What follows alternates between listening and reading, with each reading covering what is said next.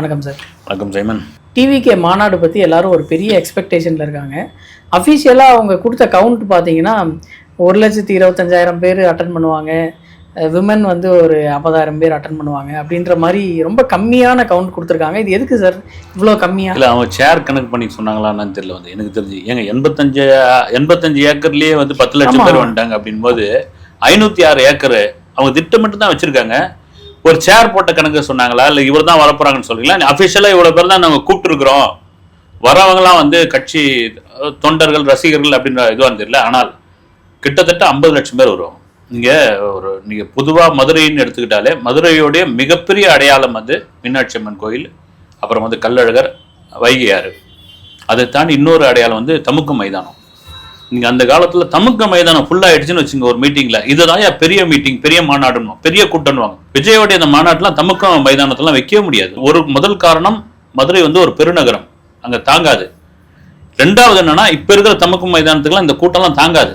அப்படி ஒரு 50 தமுக்க மைதானம் தான் இப்போ போட்டிருக்க அந்த கூட்டம் வந்து அது மதுரை டு தூத்துக்குடி போகிற வழியில் வந்து ஒரு பெருநகரத்திற்கு ஒரு ஒதுக்குப்புறமான ஒரு இடம், ஒரு வெட்ட வழியான இடம் வந்து திட்டமிட்டு பண்ணியிருக்காங்க. ஒரு திருவிழா மாதிரியான ஒரு மாநாடு. அந்த மாநாட்டுக்கு இவங்க கொடுத்த கணக்குலாம் வந்து இருக்கையோட கணக்காக தான் இருக்கும். வந்து இது நீங்க சாதாரண ஒரு லட்சம் கட்சிக்கு 1,00,000 பேர் வராங்க, இவ்வளவு பெரிய கட்சிக்கு வந்து 1.5 லட்சம் பேர் தான் வருவாங்களான்னா ஏதோ ஒரு காரணத்துக்காக கொடுத்துருக்காங்க. அதை வந்து சார் என் ஆனந்த் அவர்கள் வந்து இன்னைக்கு நடந்த ஒரு ஆலோசனை கூட்டம்ல நிறைய விஷயங்களை பத்தி பேசியிருந்தாரு. அதுல எனக்கு வந்து ஆச்சரியமா இருந்த விஷயம் என்னன்னா, அவங்க எத்தனை பேர் வரப்போறாங்க, எங்கேருந்து வரப்போறாங்க, எந்த வண்டியில் வரப்போறாங்க அப்படின்ற எல்லா டீட்டெயில்ஸுமே எங்கள் கையில் இருக்குது அப்படின்ற மாதிரி ஒரு நியூஸை வந்து சொல்லியிருந்தாரு.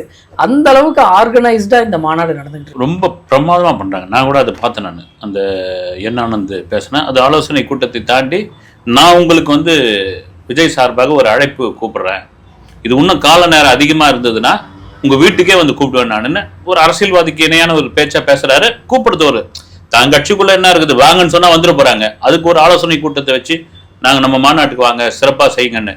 இதை தாண்டி பாத்தீங்கன்னா அவங்க நான் முன்னே சொன்னதுதான் வந்து ஒரு தொண்டர் படை, அப்புறமா தாண்டி அந்த இன்னைக்கு இருக்கிற டெக்னாலஜி இருக்கு இல்லைங்களா, அதை கரெக்டா யூஸ் பண்ணி, உதாரணத்துக்கு அவர் சொன்னது என்னன்னா, ஒரு மாவட்டத்துல இருந்து எத்தனை வண்டி வருது, அந்த வண்டியோட நம்பர் என்ன, அதனுடைய ஆர்சி புக்கு, அதனுடைய இன்சூரன்ஸ், டிரைவர் பேரு, அவருடைய லைசன்ஸ் அத்தனையும் ஒரு லிங்க்ல போட்டணும். அந்த லிங்க் வந்து கட்சியில் உள்ள விஜய் உட்பட முக்கிய நிர்வாகிகள் எல்லாம் பார்ப்பாங்க. இந்த லிங்க் லிஸ்ட் எடுத்து ஒரு மாவட்டத்துக்கு இந்த வண்டி, நீங்க வண்டி மாத்திலாம் எடுத்துன்னு வரக்கூடாது, அந்த வண்டினா அந்த வண்டியோட தான் வரணும். வண்டிக்குள்ள எத்தனை பேர் இருக்கீங்க, அவங்களுக்கான வசதி என்ன இருக்குது, நீங்க லாங்ல இருந்து இப்ப வட மாவட்டத்துல இருந்து வராங்கன்னா அவங்களுக்கு லாங் வந்து இப்ப வரீங்க அப்படின்னா என்ன சாப்பாடு ஏற்பாடு, எங்க நிறுத்துறீங்க, என்ன சாப்பிட போறீங்க, இங்க வந்து எங்கேயும் சரக்கு கடையெல்லாம் நிறுத்தக்கூடாது, நேரம் இங்க வரணும். ஒவ்வொரு முறையும் வந்து நீங்க ஒவ்வொரு 50 கிலோமீட்டருக்கு ரொம்ப லாங்ல இருந்து வரீங்கன்னா இன்டிமேட் கொடுத்துக்கிட்டே இருக்கணும், வந்துகிட்டு இருக்கணும். இது வந்து பெரிய ஒரு முன்னேற்பாடுக்கான ஒரு விஷயம். நல்லது வந்து நீங்க எந்த சலசலப்பும் ஆகாது. ஏன்னா கடந்த மாநாட்டில் அவ்வளவு பேர் விபத்துனால நடந்த சம்பவங்கள்லாம் உண்டு, வந்து உயிரிழப்புகள்லாம் வந்து. இந்த வாட்டி அதை விஜயே அது கொஞ்சம் நல்லா பார்த்துங்க, அதை நல்லா பண்ணுங்க, எந்த சலசலப்பும் வேணாம் அப்படின்னு சொல்லியிருக்காரு. வரவேற்கக்கூடிய ஒரு விஷயம் வந்து நீங்க டெக்னாலஜியை பயன்படுத்திக்கணும். எப்பவுமே வந்து நமக்கு இருக்குது அந்த வசதி, வந்து அந்த வசதியை விடுவானுட்டு டிவிக்கு ஆரம்பத்தில் இந்த டெக்னாலஜி நல்லா கையாண்டுட்டு வராங்க. இந்த மாநாட்டிற்கும் பெருமளவில் அதுக்கு ஒரு வாட்ஸ்அப் குரூப் இது பண்ணியிருக்காங்க. அதுக்குள்ள என்னென்ன பிரச்சனைகள் சொல்லணும், நீங்க எங்காவது மாட்டிங்கன்னா அந்த குரூப்ல வந்து அதுக்கான தகவலை போட்டா அவங்க ஆள் அனுப்புவாங்க பக்கத்துல இருந்து. பிரமாதமான ஏற்பாடு சார். மாநாடு வந்து விக்கிரவாண்டியில நடந்ததை விட இது வந்து எக்ஸ்பெக்டேஷன் ரொம்ப பெரிய அளவுல தான் இருக்கு. அந்த க்ரௌடை வந்து மேனேஜ் பண்றதுக்கு இவங்களும் ஏகப்பட்ட குழுக்கள் வந்து அமைச்சிருக்கிறதா ஒரு டாக் இருக்கு சார். பட் என்னதான் குழுக்கள் அமைச்சாலும் ஒரு சில விஷயங்கள் வந்து நம்ம கையை மீறி எப்பயுமே போயிடும். அது வந்து கொஞ்சம் ஒரு நெகட்டிவ் இம்ப்ரெஷன் கொடுக்கறதுக்கு நிறைய வாய்ப்பு. ஒன்றும் கட்டுப்படுத்த முடியாது சைமன். நீங்கள் வரவங்க உள்ள வரவங்களை வந்து நீ தானே ஓரளவுக்கு தான் அடையாளம் பார்க்க முடியும். அது உள்ள ஸ்லீப்பர்ஸ் எல்லாம் உள்ள நுழைவாங்க, வந்து நுழைஞ்சு தான் ஆகணும், வந்து ஒன்றும் பண்ண முடியாது. அது எல்லா கட்சிக்குமே உண்டு. அது விஜய் மாதிரி வளர்ந்து வர கட்சி, பூம்ன்ற அளவுக்கு வர கட்சிகள், இவங்களை எப்படி கொட்டணும், இவங்களை எப்படி ஒடுக்கணும், இந்த மாநாட்டை என்ன விதமான சலசலப்பு பொதுவாகவே உண்டு. அது மனித இயல்பு தானே. அது வந்து ஒரு தனி மனிதன் வளர்றதே யாராலும் பொறுத்துக்க முடியாது. அது ஒருத்தன் நல்லா வளர்ந்துக்கிட்டு வரானோம்னா அவனை பார்த்து 20 பேர் வந்து காட்டாவான். ஒருத்தன் போகும்போதே காலவாரி அட்டாக் வரலாமான்னு பார்ப்பான். இன்னொருத்தன் அவன் தொழில் ரீதியாக அவனை என்ன முடக்கலாமான்னு பார்ப்பான்.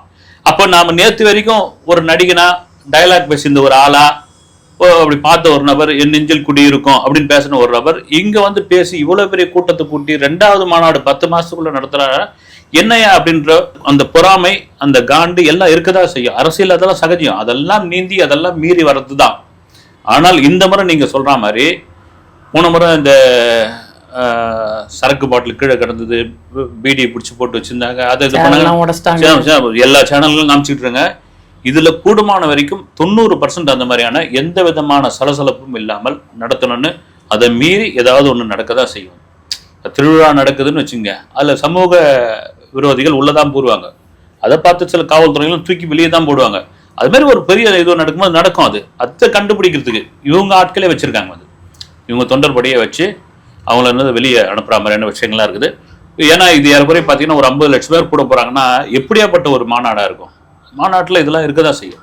சார், அவங்க கொடுத்த அறிக்கைப்படி பார்த்தீங்கன்னா விஜய் அவர்கள் மட்டும்தான் இதில் வந்து முக்கியமான நபர், வேற யாரும் பெருசாக வரல அப்படின்னு சொல்லி கொடுத்துருக்காங்க.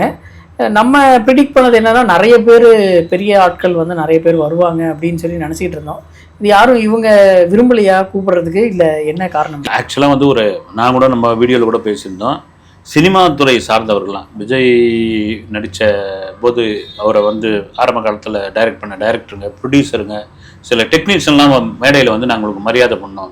ஏன்னா மதுரையில் அவ்வளோ பெரிய மாநாடுனா அது விக்ரவாண்டிலே கேட்டாங்க, விக்ரவாண்டியில் விஜய் தான் வேணான்னு சொல்லிட்டாங்க. அது ஒரு சினிமா ஃபங்க்ஷன் மாதிரி, ஆடியோ லான்ச் மாதிரி ஆகிட்டோம், வேணாங்க அப்படின்னு இதில் கேட்டிருக்காங்க. அது என்ன ஆயிடுச்சு இந்த கடைசி நேரத்தில்.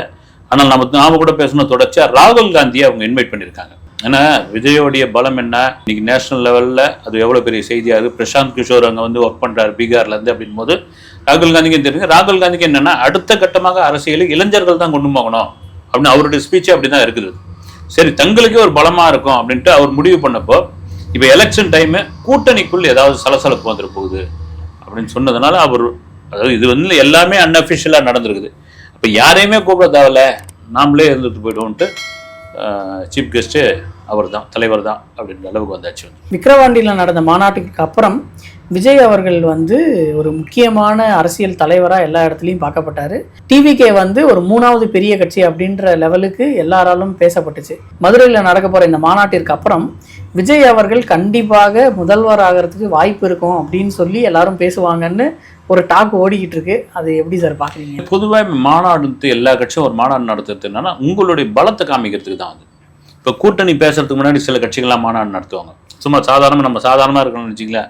இவங்கெல்லாம் எலெக்ஷன் முன்னாடி எங்கேப்பா இருந்தாங்கன்னு திடீர்னு அவங்க பார்த்தீங்கன்னா ஒரு மாநாடு என்னத்துக்குன்னா, அவங்க என்ன மாநாடுனா ஏதாவது பெரிய கட்சிகளுடைய கூட்டம், ஒரு 2 சீட் கொடுப்பாங்க, ஒரு சீட்டே கொடுக்கலனா கூட ஏதாவது காசு கொடுப்பாங்க, ஆதரவு தெரிவிக்கணும். ஏன்னா அவங்க பின்னாடி இவ்வளோ பேர் இருக்காங்க, அவங்களுக்கு இவ்வளோ ஜாதி ஓட்டு இருக்குது, அவங்களுக்கு வந்து ஒரு இப்போ வடபகுதியிலோ தென் பகுதியிலோ மேற்கு பகுதியிலோ இவ்வளோ கூட்டம் இருக்குதுன்னு காமிக்கிறதுக்காக வந்து. இப்போ விஜய் நீங்கள் சொன்ன மாதிரி இப்போ தமிழகத்தில் ஒரு 3வது பெரிய கட்சி அப்படின்பது மக்களுக்கான நம்பிக்கைன்னு ஒன்று கொடுக்கணும் இல்லைங்களா? விஜய் வராரு, அப்புறமா டயலாக் பேசுறாரு, கிளம்பி போயிடறாரு, கேரவனில் வராரு, அவர் தரையில் நடக்க மாட்டார், இந்த மாதிரியான விமர்சனங்கள் இருக்கும்போது அவருக்கு என்னப்பா பெருசாக என்ன பண்ணிட்டு போறாருன்னும் பொழுது இந்த மாநாடு இவ்வளோ லட்சம் பேர் வந்திருக்காங்க, இவ்வளோ மீடியாக்கள் காட்டும் பொழுது மக்களுக்கு ஒரு நம்பிக்கை வந்துடும். அதுக்கு இந்த மாநாடு அது என்னன்னா அடுத்த கட்டமா நீங்க முதல்வர் ஆயிடாரம் ஆகலையான்னு தவிர அவங்க கட்சியில இருப்பவர்களே உற்சாகமா வேலை செய்யறதுக்கு இந்த மாதிரி மாநாட்டெல்லாம் ரொம்ப முக்கியமான ஒரு விஷயம். வந்து இறங்கடா பார்த்துடலாம் அப்படின்னு வந்து அது ரொம்ப முக்கியமான விஷயம். கண்டிப்பா இந்த மாநாடு 2026 தேர்தலுக்கு டிவிகேவுக்கு ஒரு பெரிய உறுதுணையாக இருக்கும். சார், விஜய் அவர்கள் வந்து ஸ்டார்டிங்ல கட்சி ஆரம்பிக்கும் போது கோலிவுட்ல வந்து நிறைய பேர் அவருக்கு சப்போர்ட்டும் பண்ணல, அப்போஸும் பண்ணலன்ற மாதிரி யாருமே எந்த ஒரு ட்வீட்டும் போடல, வாழ்த்துக்களும் தெரிவிக்கல, பெருசாக எந்த ஒரு ரியாக்ஷனும் கொடுக்கல. ஆனால் நாளாக வந்து விஜய் அவர்களை வந்து எதிர்த்து பேசுகிற மாதிரி ஒரு சிலர் வந்து பேசிக்கிட்டு இருக்காங்க.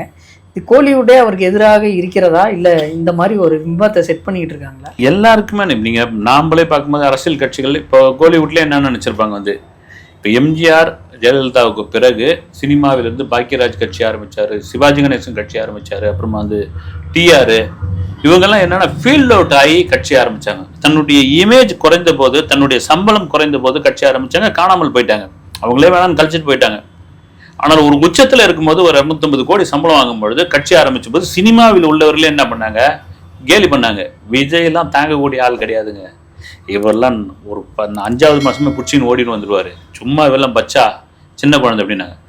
ஒவ்வொரு நாளும் அந்த அசுர வளர்ச்சி இருக்கு இல்லைங்களா, அது இயல்பா ஒரு துறை சார்ந்தவர்களுக்கு பொறாமை ஏற்படுத்தும். அந்த பொறாமையோட வெளிப்பாடு தான். ஒரு நடிகர் அறிக்கை மூலியமா கொடுத்தவர் வந்து அவர் அரசியலுக்குள்ள வர, அவர் நேரடியா சொல்லல, வந்து வேற யாரும் அஜித் தான் சொல்றேன், இதுல போய் என்ன இருக்குது, சுயலாபத்திற்காக ரசிகர்களை பயன்படுத்தலாம், அது விஜய் சொல்ற மாதிரியான ஒரு விஷயம் தான். கமலஹாசன் வந்து சூர்யா ஃபங்க்ஷனுக்கு வராரு, அங்க வந்து விஜய் அப்படியே மெதுவா பேசுறாரு. கமலஹாசன் தான் விஜய்க்கு பேர் பெரிய சப்போர்ட். என் தம்பி யார் தெரியுங்களா, மௌனமா இருக்காருன்னு நினைக்காதீங்க, அத்தனை வித்தியம் கத்தவர் அப்படின்னு சொன்னவர் தான் அவரு.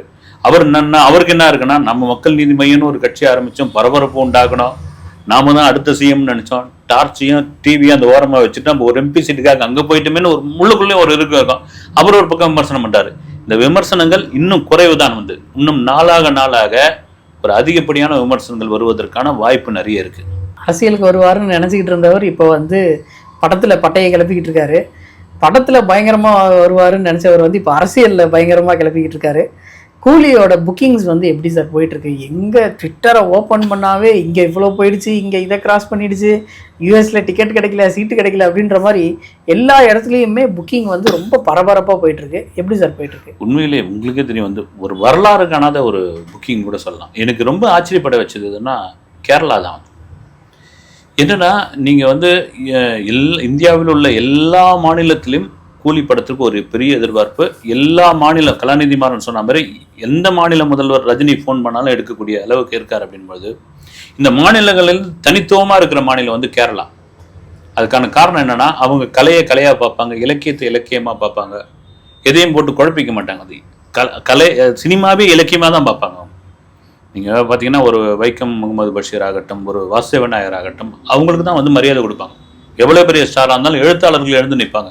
ஆனால் மலையாள சினிமா அப்படியே உல்டாவாக மாறிச்சு, ஒரு கமர்ஷியல் தளத்துக்குள்ளே வந்துருச்சு. வந்து இப்போ மம்முட்டி மோகன்லாலே கொஞ்சம் பார்த்துருப்பாங்க, என்னையா வந்து இந்த இப்படி ஒரு ரஜினிக்கு இப்படி கேட்டை உடைச்சிக்கிட்டு திருச்சூர் பக்கத்தில் நீங்கள் வந்து ஒரு திருவனந்தபுரத்துலையோ ஒரு கொச்சின்லையோ, அதாவது தமிழ்நாடு பார்டருக்குள்ளே ஒரு பாலக்காட்லையோ நடந்தா ரைட்டு, ஒரு ப்ராப்பர் கேரளாவுக்குள்ளே வந்து மலையாளிகள் அதிகம் அடர்த்தியாக இருக்கக்கூடிய ஒரு பகுதியில் ஒரு தமிழ் படத்துக்கு, ஒரு தமிழ் ஹீரோவுக்கு கேட்டை உடைச்சிக்கிட்டு உள்ளே வராங்கன்னு போது எனக்கு இந்த ஞாபகம் தான் வந்து 90 காலகட்டங்களில் உங்களுக்குலாம் தெரிஞ்சிருக்காது.